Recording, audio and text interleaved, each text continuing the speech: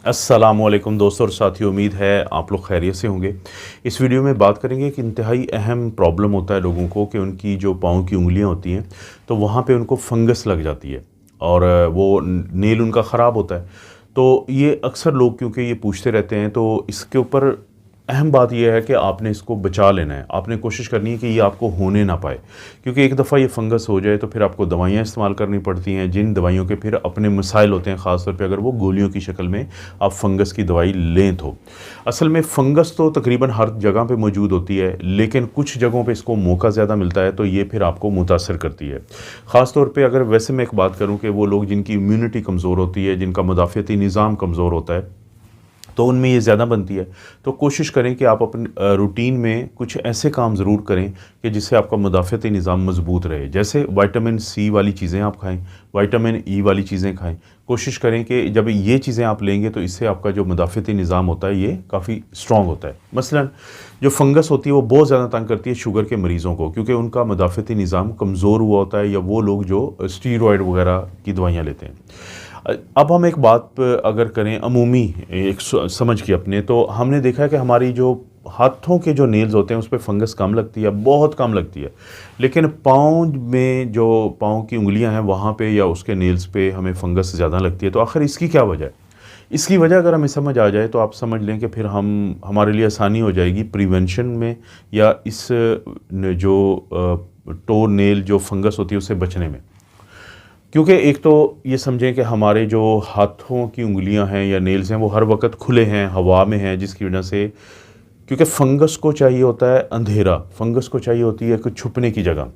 तो फंगस जो है वो हाथों की उंगलियों पे कम लगेगी, पाँव की उंगलियों पे ज़्यादा लगेगी। इसका मतलब है कि प्रिवेंशन में ये भी अहम चीज़ है कि आप जूते सिर्फ बंद जूते उस वक्त पहने कि जब बहुत ज़रूरत है, वरना कोशिश करें या तो खुले जूते पहने या दिन में 2-4 दफ़ा आप अपने पाँव को बिल्कुल खुला रखें ताकि हवा लगती रहे और वहाँ पे नमी ना इकट्ठी हो।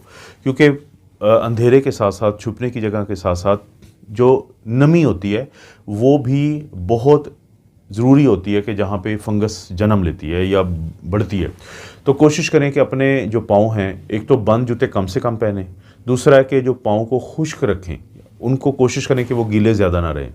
तीसरा, आप अपने नेल काटते हैं लेकिन पाँव के नेल आमतौर पे हम कम काटते हैं, और उसकी वजह एक तो ये होती है कि जो अब आप नेल काटते हैं अपने हाथों की उंगलियों के, तो ये 3 से 6 महीने में ये दोबारा ज़्यादा हो जाते हैं, इनकी पूरी ग्रोथ हो जाती है।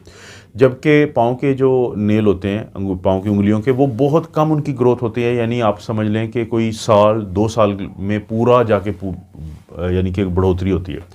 तो स्लो प्रोसेस है, तो हमारी तवज्जो उधर कम जाती है। तो जब वो नेल बड़ा हुआ होता है, तो जब नेल बड़ा हुआ होगा उसके नीचे जो जगह होगी वहाँ पे फंगस को छुपने की जगह मिल जाती है, वहाँ पे ग्रो करने की जगह मिल जाती है। तो एक तो अपने नेल को काट के रखें और कोशिश करें कि उनको स्ट्रेट काटें। जब आप कोने भी काटते हैं तो वहाँ पे इन ग्रोइंग टो नेल नामी एक और बीमारी जन्म ले लेती है जो फंगस को बढ़ाने की वजह बनती है। तो आपने बिल्कुल सीधे काटने हैं। दूसरा, अगर आपने नेल रखने हैं किसी हद तक, तो आप कोशिश करें कि आपका जो ब्रश होता है, टूथ ब्रश जो होता है, वो जो आपके इस्तेमाल में नहीं है, तो उसकी मदद से आप वो जो नेल हैं उनको आप कोशिश करते रहें कि आप साफ़ रखें, उनके नीचे डर्ट, मट्टी, पानी ये इकट्ठा ना हो।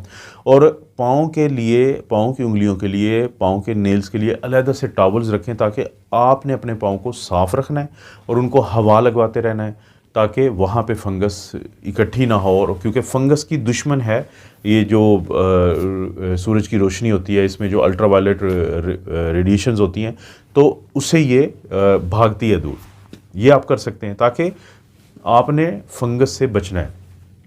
इसके अलावा आपका जो हाथों की उंगलियां हैं ये आपके दिल के ज़्यादा करीब हैं, लेकिन जो आपकी पाँव की उंगलियां हैं वो दिल से दूर हैं। यानी आपके जिस्म का वो हिस्सा है जो दिल, जो ब्लड को सप्लाई करता है, जहाँ पे खून की नालियाँ फिर पूरे जिस्म में लेके जाती हैं, तो वो सबसे दूर वहाँ पे मौजूद है।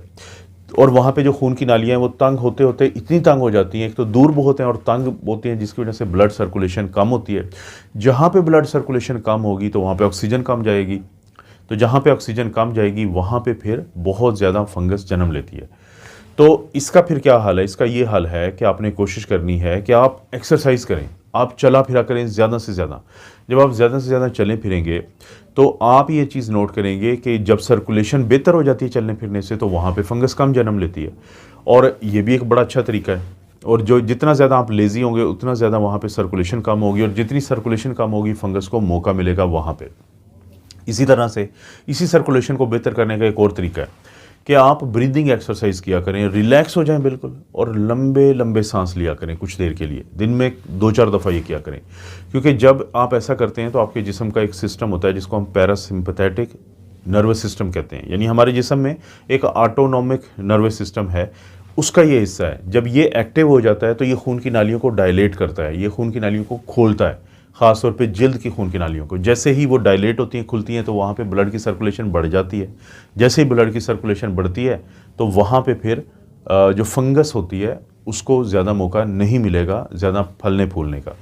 क्योंकि अगर एक दफ़ा आपको फंगस हो जाए तो फिर बड़ा मसला होता है, फिर बड़ी मुश्किल से ट्रीट होती है। कोई होम्योपैथी की दवाई लेते हैं, कुछ जड़ी बूटियों से इलाज करते हैं, कुछ लोग जो हल्दी होती है उसको इस्तेमाल करते हैं, कुछ लोग जिंजर अदरक का इस्तेमाल करते हैं, और मेडिकल में हम लोग एक लेमिसेल एक दवाई होती है तो वो लगाने के लिए देते हैं। लेकिन बाज़ लोगों को फिर खाने के लिए फंगस की जो दवाई होती है वो देनी पड़ती है, लेकिन वो जो खाने वाली दवाई होती है वो जिगर को मुतासर करती है। तो इसलिए हम अक्सर लोगों को कहते हैं कि अगर आपको नेल का फंगस है, उसके लिए आपको डॉक्टर ने खाने वाली दवाई दी है, तो आप वक्तन फ़वक्तन अपने जिगर का टेस्ट करवाते रहें ताकि ये पता चले कि जिगर को नुकसान तो नहीं हुआ।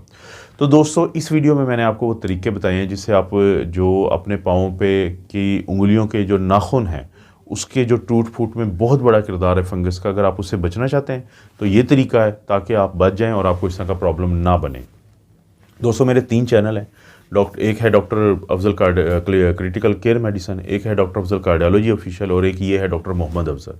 तो आप लोगों से रिक्वेस्ट है कि इन तमाम चैनल को विज़िट करें, सब्सक्राइब करें। कोई वीडियो अच्छी लगती है तो लाइक करें, कोई वीडियो अच्छी लगती है तो दोस्तों से शेयर के ऑप्शन से ज़रूर शेयर करें।